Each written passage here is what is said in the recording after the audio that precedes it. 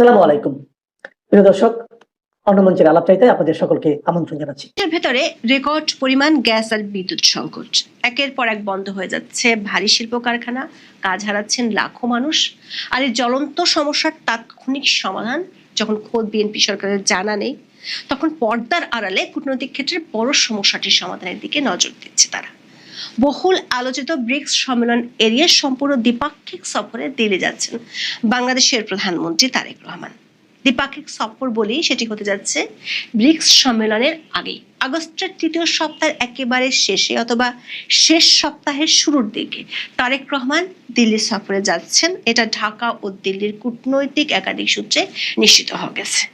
প্রশ্ন হলো, কেন ব্রিক্সের মতো একটি বহুপাক্ষিক সম্মেলন, যেখানে বিশ্বের অনেক পরাশক্তির শীর্ষ নেতাদের সাথে বৈঠকের সুযোগ ছিল, সেটিকে পাশ কাটিয়ে ভারতে দ্বিপাক্ষিক সফরে যেতে চান তারেক রহমান?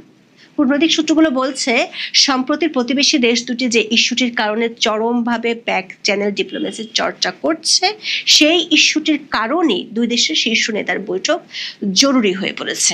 আর এই পুরো বিষয়টাতে থার্ড পার্টি মিডিয়েশন হিসেবে ভূমিকা রাখছে কয়েকটি শক্তিশালী দেশ। বিস্তারিত জানতে চলুন যাওয়া যাক বিশ্লেষণ। ক্ষমতা হারানোর 2 বছরের মাথায় গত 5ই আগস্ট বাংলাদেশের সাবেক প্রধানমন্ত্রী শেখ হাসিনা প্রথমবারের মতো ভার্চুয়াল সংবাদ সম্মেলনে অডিও বক্তব্য এবং সাংবাদিকদের প্রশ্নের জবাব দিয়ে হইচই ফেলে দিয়েছিলেন। তার বক্তব্য থামাতে প্রথমে ভারত সরকারকে অনুরোধ করেও কোনো ফল পায়নি বাংলাদেশ সরকার। পরে সমালোচনা সত্ত্বেও বাংলাদেশের গণমাধ্যমে শেখ হাসিনার ওই অনুষ্ঠানের খবর প্রচারে নিষেধাজ্ঞা দিয়েছিল। শেখ হাসিনার এমন পাবলিক ফোরামে বক্তব্য দেওয়াকে কেন্দ্র করে ভারত ও বাংলাদেশের মধ্যে সম্পর্কে উত্তেজনা দেখা দেয়। এর আগে বিমস্টেকের সভাপতি হিসেবে তারেক রহমানকে সেপ্টেম্বরের 12 থেকে 13 তারিখ দিল্লিতে অনুষ্ঠেয় ব্রিক্স সম্মেলনে যোগ দিতে আমন্ত্রণ জানিয়েছিলেন ভারতের প্রধানমন্ত্রী নরেন্দ্র মোদী। কিন্তু দিল্লিতে সংবাদ সম্মেলনে শেখ হাসিনার বক্তব্য দেওয়াকে কেন্দ্র করে সামনে আসা উত্তেজনার প্রেক্ষিতে তারেক রহমান ওই সম্মেলনে যোগ দিবেন কিনা এবং আদৌ তিনি ভারত সফরে যাবেন কিনা তা নিয়ে অনিশ্চয়তা দেখা দেয়। 2026 সালে ব্রিক্সের সভাপতির দায়িত্ব পালন করছে ভারত। বাংলাদেশ ব্রিক্সের সদস্য দেশ নয়, তবে ব্রিক্সের নিয়ম অনুযায়ী বিভিন্ন আঞ্চলিক জোটের নেতাদের সম্মেলনের আউটরিচ অধিবেশনে আমন্ত্রণ জানানো হয়। এই আঞ্চলিক জোট হচ্ছে বিমস্টেক বা বে of Bengal initiative for multi sectoral technical and economic cooperation. বিভিন্ন সময়ে সদস্য দেশগুলোর সরকার প্রধানেরা বিমস্টেকের চেয়ারম্যান পদের দায়িত্ব পালন করেন। 2025 সাল থেকে বিমস্টেকের চেয়ারম্যান পদটি রয়েছে বাংলাদেশে। সেই হিসেবে বর্তমান এই জোটের চেয়ারম্যান বাংলাদেশের প্রধানমন্ত্রী তারেক রহমান। গত জুলাইয়ে ঢাকায় ভারতীয় হাইকমিশনের মাধ্যমে বাংলাদেশের পররাষ্ট্র মন্ত্রণালয় একটি কূটনৈতিক পত্র পাঠিয়ে বাংলাদেশের প্রধানমন্ত্রীকে ব্রিক্সের আউটরিচ অধিবেশনে অংশ নেওয়ার জন্য আমন্ত্রণ জানায় ভারত। এরপর গত প্রায় 1 মাস ধরে আলোচনা চলছে ওই সম্মেলনে অংশ নিতে ভারত সফরে বাংলাদেশের প্রধানমন্ত্রী তারেক রহমান যাবেন কিনা। বুধবার পর্যন্ত এই সম্মেলনে তারেক রহমানের যোগ দেওয়ার বিষয়ে কোনো সিদ্ধান্ত হয়নি বলে বিবিসি বাংলাকে জানিয়েছেন পররাষ্ট্র মন্ত্রণালয়ের মুখপাত্র শহীদুল করিম। বৃহস্পতিবার দিল্লি ও ঢাকার একাধিক কূটনৈতিক সূত্রে জানা গেছে, তারেক রহমান ব্রিক্সের সম্মেলনে যাচ্ছেন না, বরং সেখানে তিনি প্রতিনিধি পাঠাবেন। তবে ব্রিক্স সম্মেলনের আগেই তারেক রহমান দিল্লি যাচ্ছেন। ঢাকা ও দিল্লির কূটনৈতিক সূত্রগুলো বলছে, বাংলাদেশের জন্য এই মুহূর্তে ডিসেম্বরে মেয়াদ উত্তীর্ণ হতে যাওয়া গঙ্গা পানি বন্টন চুক্তি, তিস্তা প্রকল্প আর ভারত থেকে আরো বেশি পরিমাণে ডিজেল আনার ইস্যুগুলো গুরুত্বপূর্ণ। তবে দুই পক্ষের জন্য শেখ হাসিনার দেশে ফেরার ইস্যুটি অন্য সব ইস্যু নিয়ে আলোচনাকে ছাপিয়ে যাচ্ছে। বিষয়টিকে কূটনীতিকরা বলছেন ব্যাক চ্যানেল ডিপ্লোমেসি ইস্যু, যেটি নিয়ে প্রকাশ্যে কোনো পক্ষই খুব বেশি কিছু কিংবা নির্ধারিত বক্তব্যের বাইরে কিছু বলতে পারেন না। শেখ হাসিনার দেশে ফেরার বিষয়ে চূড়ান্ত সিদ্ধান্ত নিতেই দুই দেশের শীর্ষ পর্যায়ের বৈঠক হওয়া জরুরি বলে মনে করছেন সংশ্লিষ্টরা। ঢাকার একজন কূটনৈতিক বলছেন, 24 5 আগস্টের পর ভারত বাংলাদেশের সম্পর্কে যে অবনতি হয়েছিল বিএনপি ক্ষমতা আসার পর তা অনেকখানি ঠিক হয়। যেমন ইউনূসের আমলে বাংলাদেশিদের জন্য ভিসা বন্ধ থাকলেও বিএনপি আমলে তা আবার চালু হয়।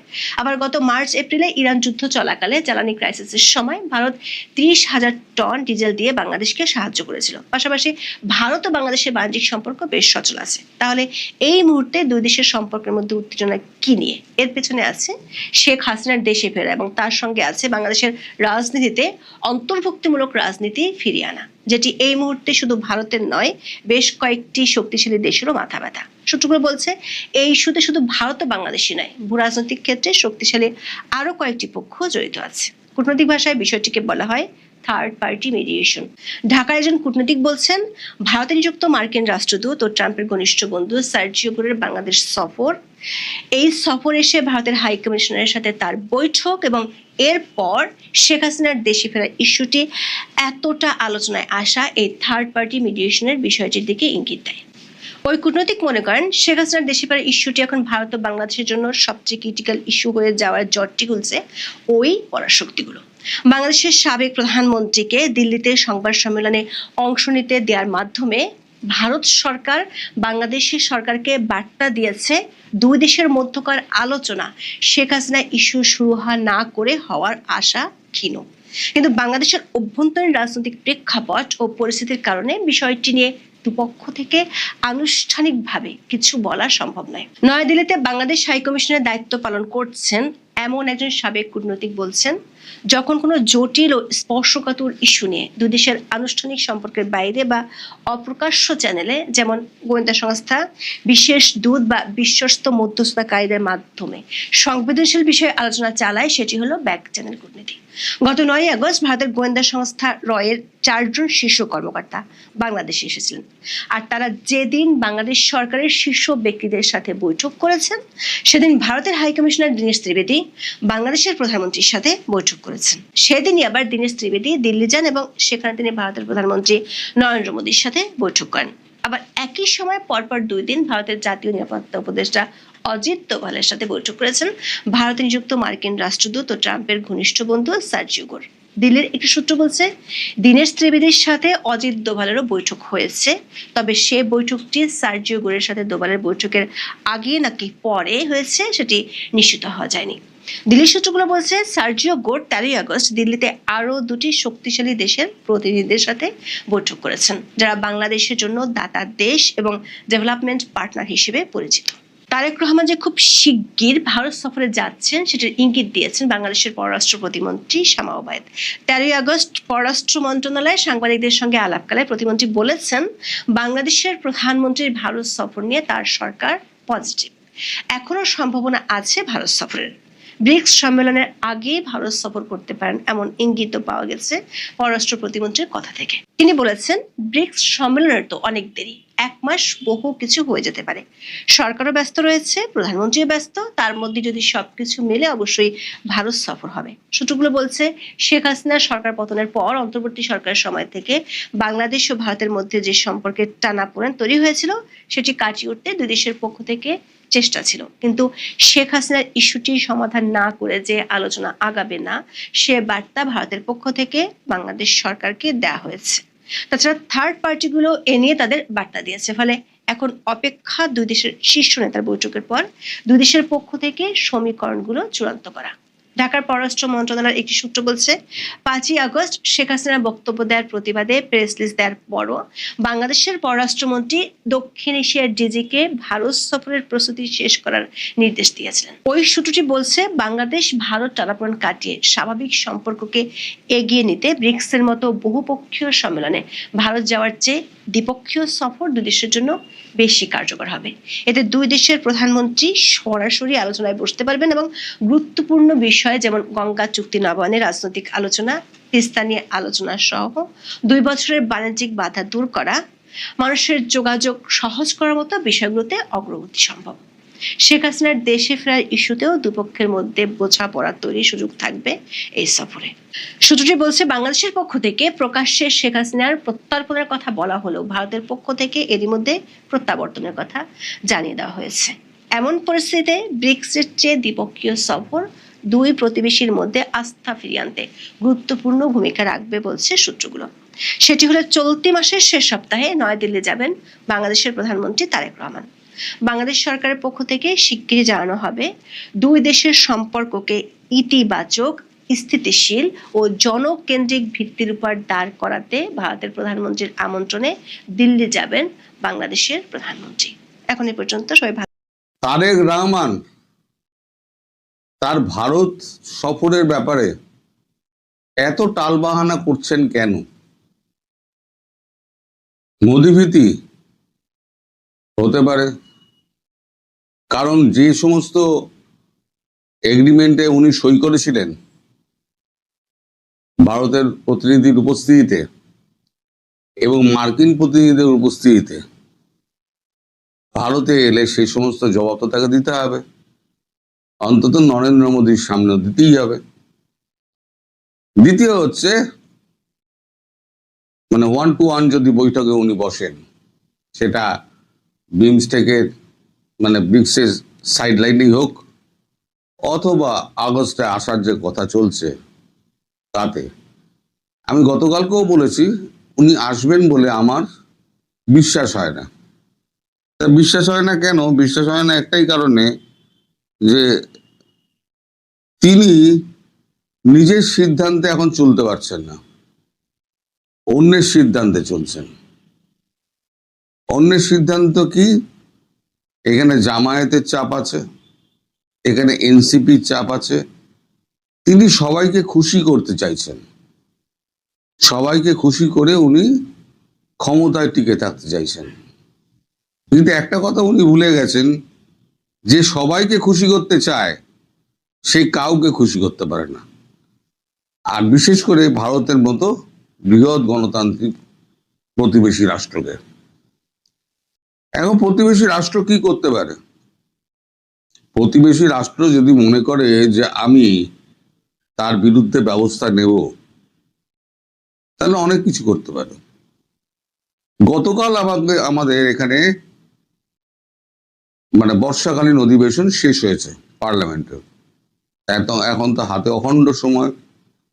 গতকাল রাতে সন্ধ্যের পর থেকে রাত 1:30 অবধি প্রচুর দৌড়ঝাঁপ হয়েছে। দৌড়ঝাঁপ বলতে কখনো এসপিজি, কখনো দলবল নিয়ে যাচ্ছে শেখ হাসিনার ওখানে তার সঙ্গে কথা বলতে, কখনো এখানে অজিত দোভাল, জয়শঙ্করজি একলা মিটিং করছেন, কখনো অজিত দোভাল, রাজনাথ সিং, মোদি, জয়শঙ্করজি একসঙ্গে মিটিং করছেন, মানে সিরিজ অফ মিটিং। এর মধ্যে গভীর রাতে আবার ডেকে পাঠানো হয় সিডিএস কে, চিফ অফ ডিফেন্স স্টাফকে। সেটা এর মধ্যে চিফ অফ ডিফেন্স স্টাফের সম্পর্কটা কোথায় আমি এখনো ধরতে পারিনি। কিন্তু এই বাংলাদেশে একটা খবর রটেছে যে দীনেশ ত্রিবেদী নাকি আবার একটা চিঠি নিয়ে যাচ্ছে, আমন্ত্রণ পত্র। আমার বিশ্বাস হয় না, আমাদের কাগজেও এরকম কিছু বেরোয়নি। তাছাড়া বাংলাদেশে এরকম বেল নেই, আপনাদের ভাষায় বাংলাদেশের অত বেল নাই। যারা আমেরিকাকে চেপে রাখতে পারে তাদের কাছে বাংলাদেশ কি? তবে এর ফলশ্রুতি হিসেবে বাংলাদেশকে কিন্তু কঠিন গুণাগার দিতে হবে। গুণাগার বলতে বাংলাদেশ ভারত ছাড়া কিন্তু তার নড়ার জায়গা নেই,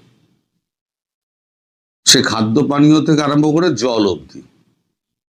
এখন আপনার দেশের যা অবস্থা, তাতে বেসিক দুটো চাহিদা মানুষের, যেটা সেটা হচ্ছে বিদ্যুৎ আর একটা হচ্ছে খাদ্যপণ্য। বিদ্যুৎ না থাকলে ট্যাঙ্কে জল উঠছে না, মোবাইল চার্জ হচ্ছে না, কোম্পানি বন্ধ হয়ে যাচ্ছে, তারপর আবার গ্যাসের সংকট, সিএনজির সংকট, পরিবহন কমে যাচ্ছে।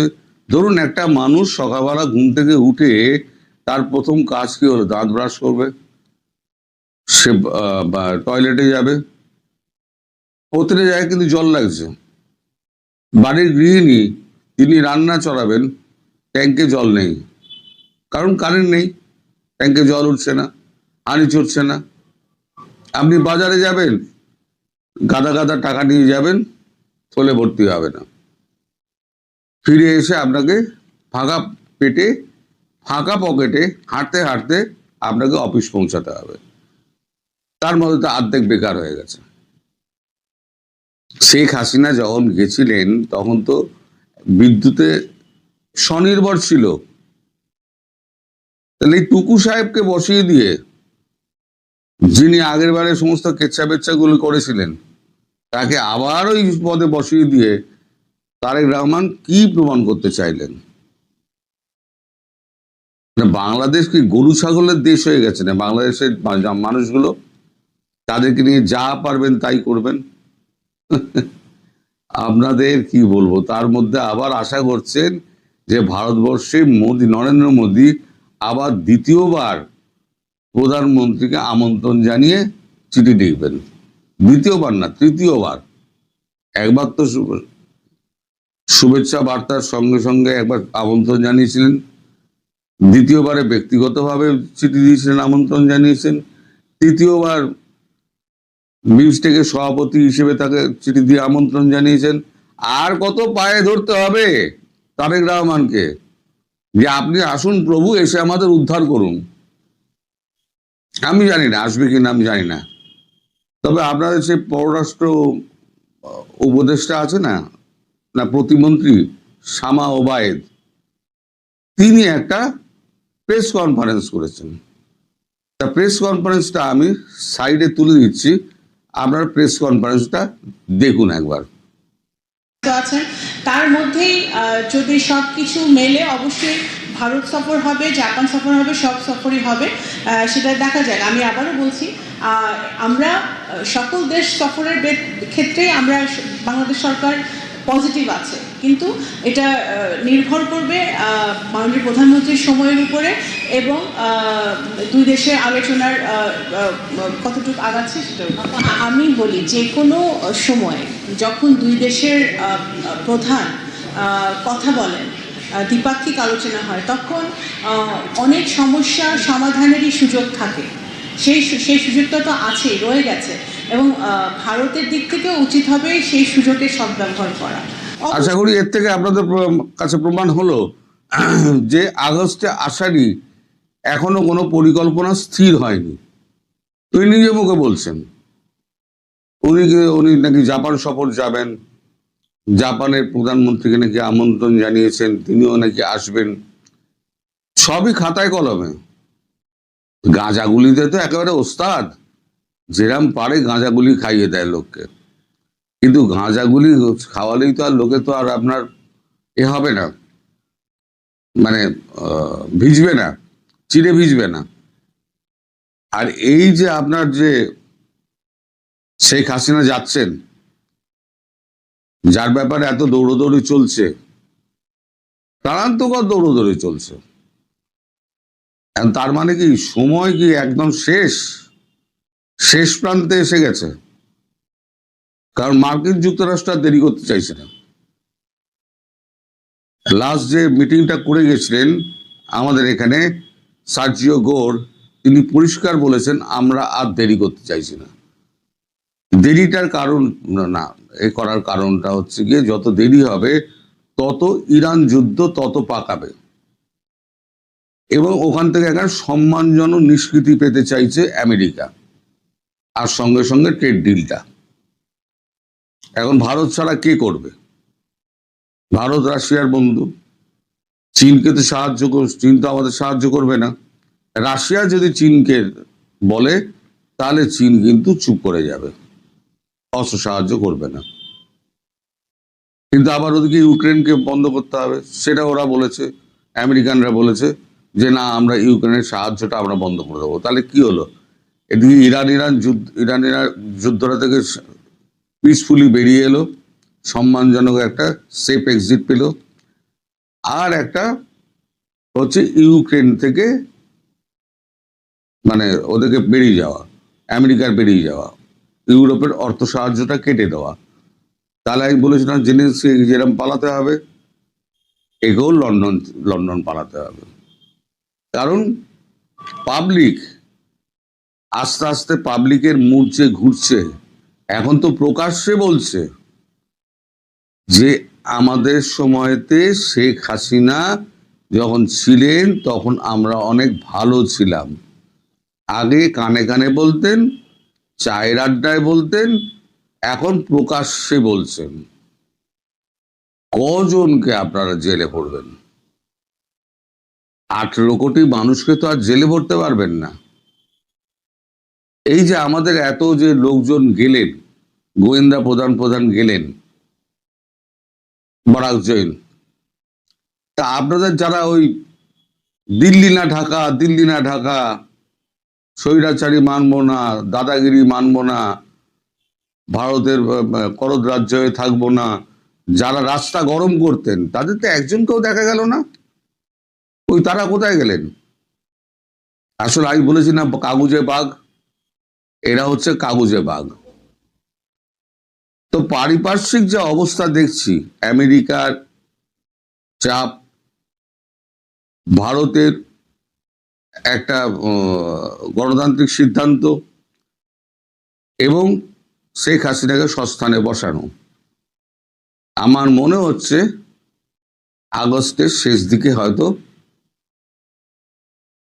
তারেক রহমান আসার সুযোগে পাবেন কিনা আমার সেই বিষয়ে যথেষ্ট সন্দেহ আছে মশাই। টিটিভিটি ছেড়ে দিন, আগস্টের শেষ সপ্তাহের দিকে চোখ দিকে তাকিয়ে থাকুন। আমি যখন যা বলি খবর নিয়েই বলি। হ্যাঁ, হয়তো শেষ সপ্তাহ হলো না, সেপ্টেম্বরের প্রথম সপ্তাহ হলো, এরমই কিছু একটা হবে। তবে সময় খুব একটা বেশি দূরে নেই। শেখ হাসিনা মাথা উঁচু করে ফিরবেন, তার এগেনস্টে কোনো রকম আপনার ক্রিমিনাল মামলা যত আছে সেগুলো থাকবে না, সমস্ত উইথড্র হয়ে যাবে, একটা কিছু থাকবে না। আর আপনি তারেক রহমান যদি না আসেন না, তাহলে গঙ্গা চুক্তি, তিস্তা চুক্তি, তারপরে যে খাদ্য পানীয় বন্টন মানে এ পাঠানো, তারপরে তা আপনার ট্রান্সশিপমেন্টের যদি এখন যা যা সুযোগগুলো কিছু কিছু পাওয়া যাচ্ছে সেগুলোও বন্ধ করে দেবে এবং আপনার ওই ভিসাটাও বন্ধ করে দেবে। এবার দেশের পাবলিক আরো খেপে যাবে, কারণ ভিসাটা তো পাওয়া যাচ্ছিল, ভিসাটাও যদি বন্ধ করে দেয় তাহলে পাবলিক কার ওপরে খেপবে? তারেক রহমানের ওপরে খেপবে। তারেক রহমানকে লাঠি নিয়ে তাড়া করবে চৌরাস্তার মোড়ে। এবার দেখে নেবেন আমার কথাটা কতটা সত্যি হয় এবং কতটা বাজে কথা হয়। আমি এখনো পর্যন্ত যা বলে এসেছি সব অক্ষর অক্ষরে মিলে গেছে, এবারও যা বলছি অক্ষরে অক্ষরেই মিলবে। আপনারা শুধু ওয়েট করুন। সবাই ভালো থাকবেন, সুস্থ থাকবেন, সাবধানে থাকবেন। বাংলাদেশ